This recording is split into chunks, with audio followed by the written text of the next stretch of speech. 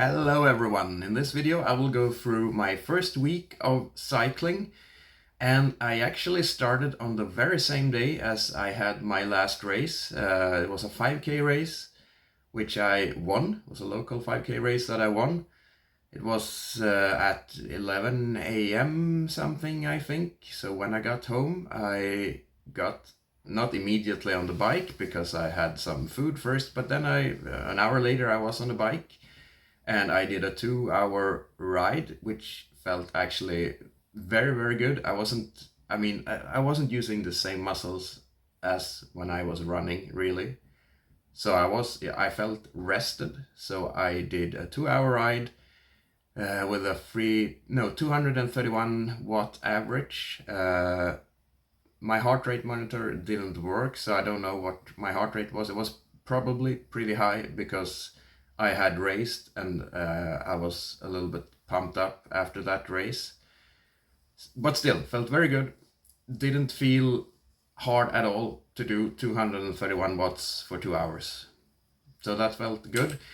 Then the next day I did 2 sessions. I did first an hour and 40 minutes at 256 watts with an average heart rate of 131, which was pretty amazing, but it was probably not 256 watts because I did, but I will come to that. I did a calibration and a spin down later in the week, but still felt very good. I didn't feel anything from the last day where I did a 2-hour session. Then I did an hour and 40 minutes again later that day, now 228 watts. I felt a little bit more tired, that's why I kept the watts down, but still, I mean, it wasn't that bad. I think I could have gone on for longer, but I didn't think it was necessary at this point. Then the day after that, I did just, as you can see here, I did just 16 minutes on Zwift, but I did take my bike to the office where I work. I got there and then I took the bike home as well, so that was like 50 minutes times 2, and it's very hilly actually to work. So, and I have a very bad bike. It's heavy and it's old. It's not a racing bike at all, and I have to wear a heavy backpack with my clothes and my computer and everything. So that's almost like a zone 3 session, you could say. So 50 minutes plus 50 minutes plus 16 minutes here. I just had to do a little bit on Zwift because I wanted to compare how it felt going on a real bike to work. I don't think I will do that again though, because either you're on a downhill and you can't really pedal that much, so you don't get that much exercise from that, or you're in a steep uphill, which only having 7 gears on my bike, it puts too much strain for being a zone 3 ride, I would say. Then the day after that, I did a 2-hour and 13 minutes ride with a 235 watts average, an average heart rate of 127. So clearly, on average, it's clearly in zone 2, but this was actually my first threshold session that I did. I was planning to do 4 times 10 minutes at 330 watts, but then during the first interval I felt so good after 10 minutes that I thought, why not go for another 10 minutes to see if I can make it 20 minutes at 330 watts. And I could. It was kind of hard towards the end, but then, you know, it reminded me that cycling is quite different from running when it comes to getting tired during threshold sessions. In running, or during races as well, because in running it's like when you start to feel the pain, it's usually not much you can do. You can go on for a little longer, but you usually have to lower your pace because you just can't keep the pace. But in cycling it hurts, but you can keep it. It's not like it's getting worse. I mean, I felt some pain here at like 12 or 13 minutes, And I thought, I'm not going to be able to go on for this for more than maybe a minute more. But then it didn't get worse, which I think it does when you run. I think it gets worse and worse, and at last you cannot keep up with the pace. But here I feel like you can in another way. Here is more like enduring the pain, and you can do it, whereas in running you can't. Then I had an 8-minute rest in zone 2, and then I did a 340 watts interval, 10 minutes. And then my plan was to do another 10 minutes at 330 watts, but I couldn't do it. This time I was too tired because of the prior intervals. But it was a good session anyway. I'm pretty happy with it, because I didn't think that I would, at this point, my first interval session, I've never been at these wattages in a very long while, and I didn't think I could do it for as long as 20 minutes. So I'm like, if you compare it to last time when I was cycling, I'm at the level where I was 3 weeks into that, or maybe 2.5 weeks, I would say, into it last time. So I'm 2.5 weeks ahead of the schedule if you compare it to when I was cycling in spring. Then on the same day as that threshold session, I did another zone 2 session for a little bit over an hour. Not much to say there, 218 watts on average, and a pulse which was 122. Then the day after that, I did a session 1.5 hour, zone 2 again, with a little bit of zone 3 mixed in, but it felt quite good. My legs were a little bit tired, I have to say, but they weren't super tired. I mean, I wasn't planning to do any quality session this day, of course, but I wasn't completely spent. That I remember I was sometimes during my springtime cycling, where I had done a threshold session. Then I decided to do, on the same day, I decided to do another session. It was supposed to be zone 2, but in this session I felt much better actually than in the prior session the same day. So halfway through the session, I thought, why don't I try to do a 5-minute session? I tried to do 5 minutes. Let's try to do 5 minutes at 440 watts. No, 410 watts, sorry. And just see how it goes. I mean, if I don't make it, it's fine. It's fine not to be at this level already. And especially with tired legs. I mean, I was feeling great, but still I had done a threshold session the day before, so I could call it tired legs. I mean, no shame in missing this one. So I thought, why not? So I created a workout, and I put erg mode on, 410 watts. And usually in the first 30 or 40 seconds in these 5-minute efforts, it feels very easy. Nothing there really. But then after about 2 minutes, I would say, it feels awful, and it feels like, it feels like you will never get this. I felt like I would never finish this one, but I thought, okay, at least I should be able to do it 3 minutes. Let's aim for 3 minutes, and then if it's too terrible, I could quit. And then I got to 3 minutes, and it hadn't become that much worse than it was at 2 minutes. I mean, it was still, it felt awful, but it hadn't gotten much worse, at least. So then I thought, let's get to 4 minutes. Because I know if I get to 4 minutes, and it's not like I'm dead, gasping for air, then I know I can make the last minute.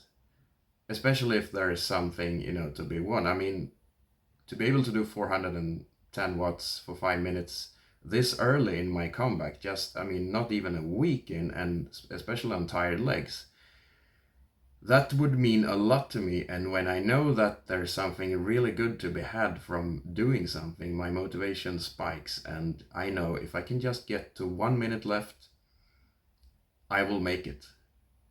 So I got to 1 minute left, and I was feeling terrible, but I almost knew I would be able to make it.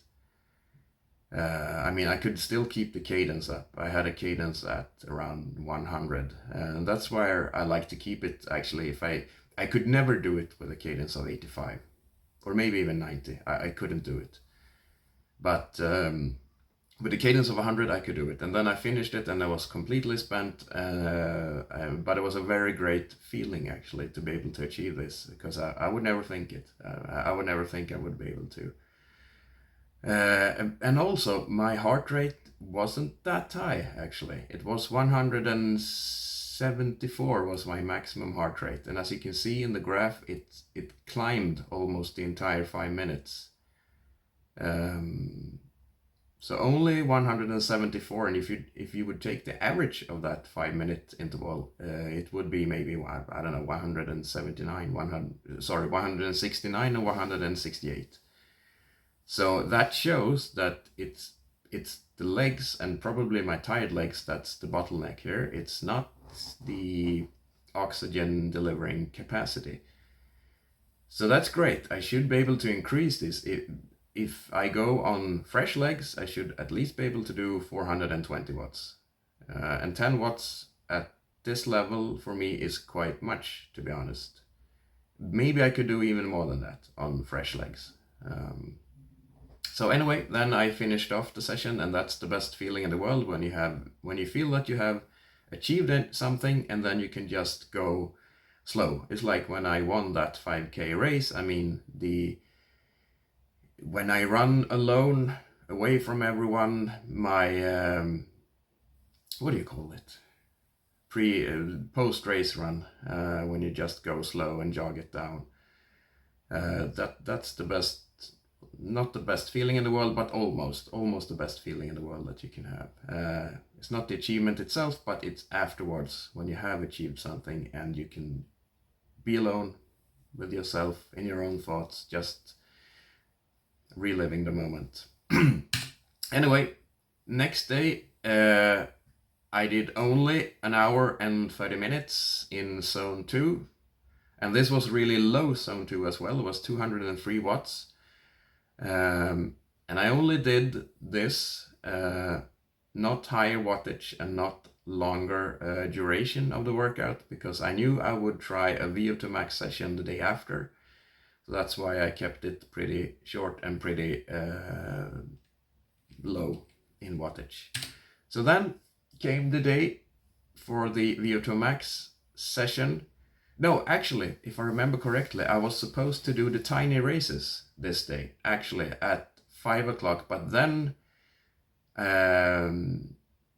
my girlfriend told me that I had some things that I really needed to attend to at that time. So sure, I said, and I did a VO2 max session earlier than that instead, which was okay. I mean, I hadn't done any VO2 max session yet, so I wanted to test myself how well I can do that. So no problem. I did 4-minute intervals with 4 minutes of rest in zone 1. So I started the first 3 at 370 watts, and they felt quite good, not that hard, I think, and my heart rate was nowhere near where it should be on a VO2 max session. It was from, I think it was 162 in the first and 164 in the third, and my maximum heart rate is 187. So that's, when I run, that's my low threshold heart rate. So then I increased from 370 to 380 watts the next interval, and I was supposed to at least do 5 of these, preferably 6, and at the most 7. So I ended up doing all 7. I could actually do that. The last one was very hard. It was almost like the 5-minute effort, 410 watts. I mean, that was really painful towards the end. The 6th one was quite painful as well. I could have done an 8th one if I really wanted to, but I thought let's keep it like this. But to note, if you look at the graph, my maximum heart rate was only 170. I don't know if it's supposed to be like this when you do cycling, but when I run, my VO2 max heart rate is somewhere between 175 and 178 or 79 when I do my VO2 max sessions for running. So this is quite low. So either it's supposed to be like this for cycling. I will ask my coach, which I will get in a little while, or I have much more to deliver with this, but my legs are not used to the cycling stuff yet. Then after that, the day after that, it was Saturday, and I did short session, 1 hour and 16 minutes in zone 2. Like, you just do them. They're not painful at all. They're not stressful on your body. You just do them, and you listen to a book or you see a TV series or something. You just enjoy it, basically. Then on Sunday, I thought, let's do a really long run. Not a long run, not a really long session.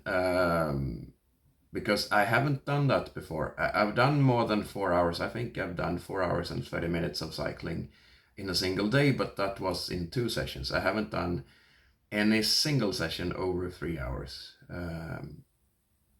So I thought, let's put on the 4 Horsemen and let's finish that course. It has the Alpe d'Huez climb and a little bit more than that. Some pretty tough climbs. So I did that, and when I got to the Alpe d'Huez, I said, let's do this in less than an hour, which is an achievement you can get. I mean, it's no big deal for me to do that, but to do it within a long session and to do it almost at zone 2. I mean, not really. If you'll see there, it's in zone 3, but I could clearly do it in the middle of this. No problems. I mean, I had to put in little effort. I had to do 255 or 260 watts. So it's not like riding and just, doing to zone 2 without any pain at all, but it wasn't that bad. I mean, and when I finally approached the end, I went a little further because I thought, let's do 3 hours and 30 minutes something when I had finished the 4 Horsemen. And I could have gone on for more. I mean, I had terrible saddle discomfort. You get pain just from sitting on the saddle. I had that, but besides from that, I mean, my muscles were of course tired, but I could have gone on at the same wattage, 235. I could have gone on for a couple of more hours. It felt like, I don't know if I could have done that because I have never done it, but felt like I could have done it. But I didn't have much more. I didn't have any more time that day, actually, so I had to stop. But it felt good, and I could definitely do longer. I think next time I have enough time in a single day, I will try to do 4 hours or maybe even 5 hours and see how it feels like. I mean, that's nothing really for advanced cyclists, but for me, it's... I got so much saddle discomfort, so I wonder if that's going to be the bottleneck, but let's see. But I'm very happy with my first week, actually. So, to sum it up, I did, in this 8-day period, I did 21 hours and around 30 minutes, which is actually a lot more than the world elite marathon runners do. So, I mean, I have to envy them. I mean, they have a really easy job. I mean, they just do 14 hours a week and they don't have to work a full-time job. I did this, I think I did 19 hours and 30 minutes in the first week, and I work a full-time job. So, I mean, but I'm not complaining. I think I could go on doing this kind of volume. I don't think I will have time to do it in a regular week. I had some more time this week. I don't think I will have time in the future to do it like this, but I think definitely that my body would hold up for it. And I think I would make gains if I could do this. I have to eat a lot more. I have recognized I get a lot more hungry than when I'm just running 110 kilometers a week.